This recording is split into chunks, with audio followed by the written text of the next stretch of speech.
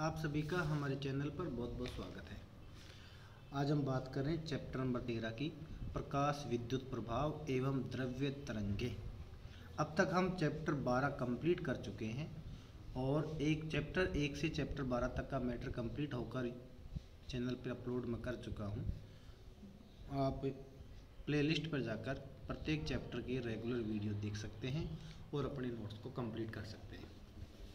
आज हम बात करते हैं प्रकाश विद्युत प्रभाव की। तो बात करें सबसे पहले कि प्रकाश विद्युत प्रभाव होता क्या है, इसके लिए देखते हैं। जैसे मान लीजिएगा ये कोई सतह है, कोई धातु की सतह है।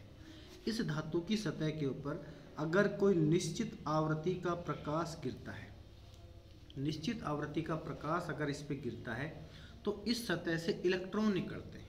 इस सतह से क्या निकलते हैं? इलेक्ट्रॉन निकलते हैं। इस घटना को प्रकाश विद्युत प्रभाव कहते हैं। या दूसरे शब्द में ये दोबारा समझाऊं तो कि ये कोई धातु की सतह है, किसी धातु की सतह पर जब प्रकाश गिरता है तो प्रकाश गिरने से उससे इलेक्ट्रॉन निकलते हैं। इस घटना को प्रकाश विद्युत प्रभाव कहते हैं। लेकिन ऐसा होता है कि वो जो प्रकाश गिर रहा है उसकी आवृत्ति एक निश्चित आवृत्ति से अधिक होना चाहिए। अगर ऐसा है तो ही ये संभव है। अगर वो निश्चित आवृत्ति से अधिक है तो ही इससे इलेक्ट्रॉन निकलते हैं, अन्यथा नहीं निकलते। क्लियर? तो देखिए आप इसकी डेफिनेशन अब कि जब किसी धातु की सतह पर विशिष्ट आवृत्ति अथवा तरंगदैर्घ्य का प्रकाश आपतित किया जाता है तो धातु की सतह से इलेक्ट्रॉन उत्सर्जित होते हैं। इस घटना को प्रकाश विद्युत प्रभाव कहते हैं। और जो इलेक्ट्रॉन इससे निकलते हैं उन इलेक्ट्रॉनों को प्रकाश इलेक्ट्रॉन कहते हैं। लिखा है यहाँ पर उत्सर्जित इलेक्ट्रॉनों को प्रकाश इलेक्ट्रॉन कहते हैं। क्लियर? अगला टॉपिक देखिएगा आप, देहली आवृत्ति, थ्रेशोल्ड फ्रीक्वेंसी। ये देखिए अब आप थ्रेशोल्ड फ्रीक्वेंसी क्या होती है उसको समझते हैं हम।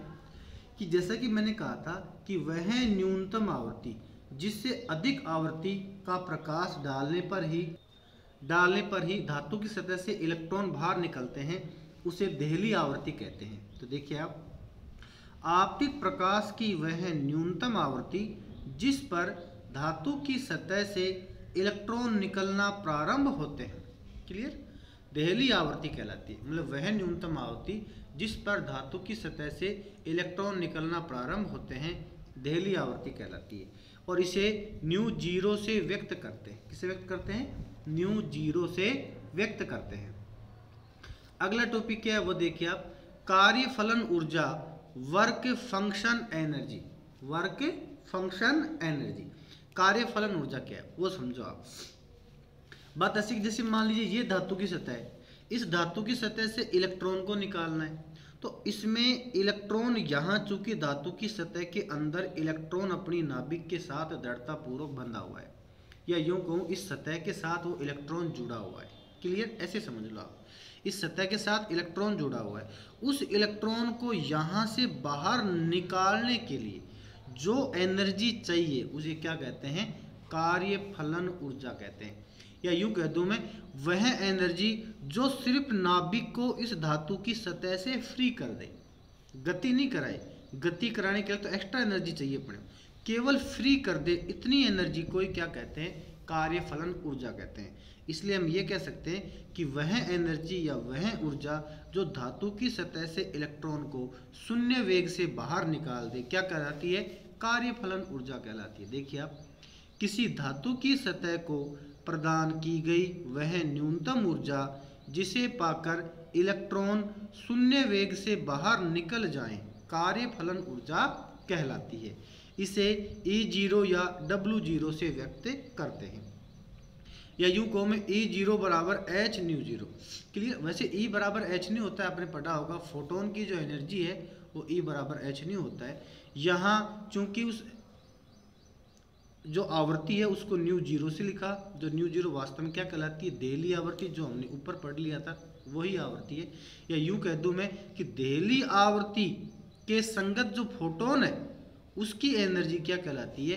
कार्यफलन ऊर्जा कहलाती है। तो कार्यफलन ऊर्जा को E0 से भी लिखते हैं और W0 से भी लिखते हैं, और E0 बराबर हो गया h ν0, और यहाँ ν0 क्या है, देहली आवृत्ति है, और h क्या है, प्लांक स्थिरांक है। निरोधी विभव क्या कहलाता है, स्टॉपिंग पोटेंशियल क्या कहलाता है, वो देखिए। अब आप निरोधी विभव को देखिए, उसको समझना आप पहले ध्यान से देखिएगा। धातु की सतह से इलेक्ट्रॉन निकलते हैं, आपको मालूम है। धातु पर जब प्रकाश की किरण, जैसे मान लीजिएगा ये धातु की प्लेट है, इस पर प्रकाश डला और इससे क्या निकले, इलेक्ट्रॉन निकले। अगर प्रकाश गिरता रहे और इससे इलेक्ट्रॉन निकलता रहे, अब अगर हमें इलेक्ट्रॉन निकलना रोकना है, अब हमें इलेक्ट्रॉन निकलना इससे रोकना है, तो अपोजिट साइड में एक पोटेंशियल इस पर लगाएंगे, एक विभव लगाएंगे। तो अपोजिट साइड में एक पोटेंशियल अगर लगा दें इसके ऊपर, तो इस धातु की सतह से इलेक्ट्रॉन निकलना बंद हो जाएंगे।